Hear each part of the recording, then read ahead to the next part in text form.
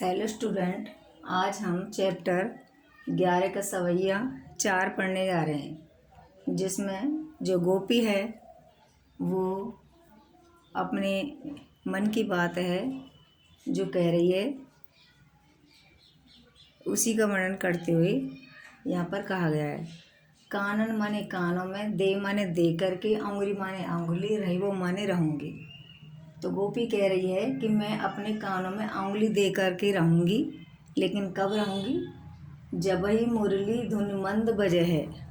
जब श्री कृष्ण की मुरली मंद मंद स्वर में बजेगी, उस समय मैं अपने कानों में उंगली देकर रखूँगी। इसका कारण ये बताती है कि जब मुरली बजती है तो वह उनके बस में हो जाती है, इसलिए वे बस में नहीं होना चाहती।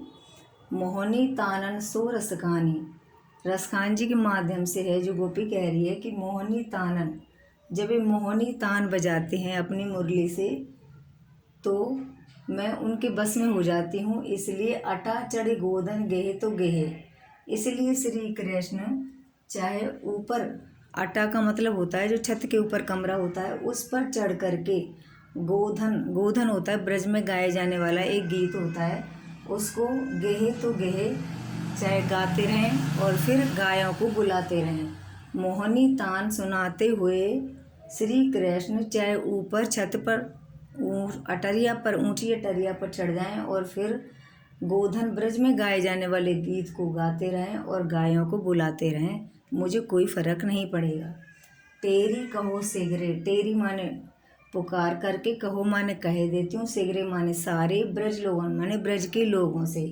कालिया को कितनों समझो, काली का मतलब कल, मुझे चाहे को माने कोई कितना ही समझा लेना, लेकिन मैं नहीं समझ सकूंगी।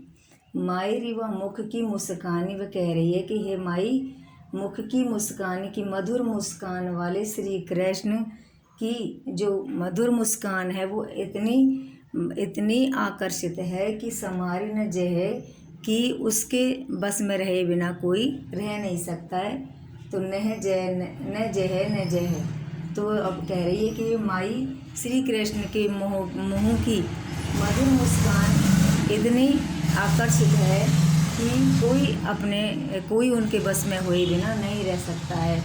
इसलिए मैं अपने कानों में उंगली दे करके रहना चाहती हूँ, क्योंकि अगर मैं कानों में उंगली नहीं दूंगी तो उनकी मधुर तान सुनूंगी और फिर मैं उनके बस में हो जाऊंगी। इसके विशेष में आएगा कि ब्रज भाषा का प्रयोग हुआ है, सवैया छंद की प्रधानता है और नायिका है जो श्री कृष्ण के बस में नहीं होना चाहती है, क्योंकि फिर वह एक पागल सी स्थिति में हो जाती है अगर वह उनके बस में हो जाती है तो। इसलिए थैंक यू।